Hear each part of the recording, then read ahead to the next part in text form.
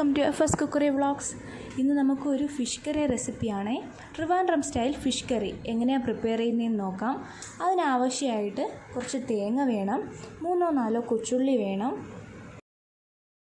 പിന്നെ ഇതിലേക്ക് ഒരു 3 ടീസ്പൂണോളം കാശ്മീരി ചില്ലി പൗഡർ ആഡ് ചെയ്ത് കൊടുക്കാം. പിന്നെ ഇതിലേക്ക് 1 ടീസ്പൂണോളം മഞ്ഞൾപ്പൊടി ആവശ്യമുണ്ട്. പിന്നെ കുറച്ച് വെള്ളവും കൂടി ആഡ് ചെയ്തിട്ട് നമുക്ക് നല്ല പേസ്റ്റ് രൂപത്തിൽ അരച്ചെടുക്കാം.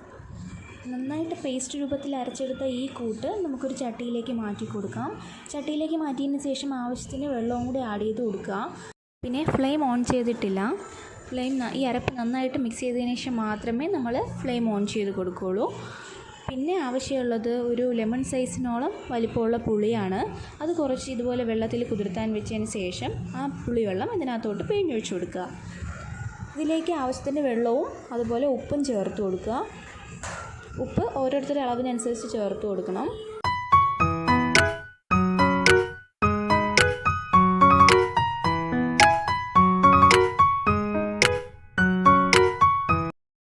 പിന്നെ ഇതിലേക്ക് കുറച്ച് കറിവേപ്പിലയും 1 തക്കാളിയും 2-3 തൊണ്ടൻ മുളകും അതുപോലെ തന്നെ ഒരു മുരിങ്ങക്കായും കൂടി അരിഞ്ഞിട്ട് കൊടുക്കണം. ഇത്രയും ചേർത്തതിന് ശേഷം നമുക്കിത് അടുപ്പിലേക്ക് മാറ്റാം. ഇനി സ്റ്റൗ ഓണാക്കിയതിന് ശേഷം 1/2 ടീസ്പൂണോളം ഉലുവാപ്പൊടിയും കൂടി ചേർത്ത് കൊടുക്കാം. ഞാൻ വറുത്ത് പൊടിച്ച് വെച്ചിരിക്കുന്ന ഉലുവാപ്പൊടിയാണേ. ഇനി 3-4 തവണ നല്ല രീതിയിൽ കറി തിളപ്പിക്കുക.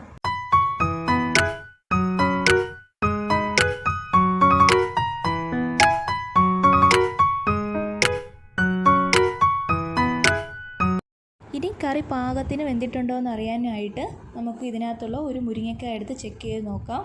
മുരിങ്ങക്കായ കുക്കായിട്ടുണ്ടെന്ന് ഉറപ്പ് വരുത്തിയതിന് ശേഷം മാത്രമേ നമുക്ക് ഇതിനകത്തോട്ട് ഫിഷ് ആഡ് ചെയ്ത് കൊടുക്കാൻ പാടുള്ളൂ. ഇവിടെ ഞാൻ വിളമീനാണ് എടുത്തിട്ടുള്ളത്.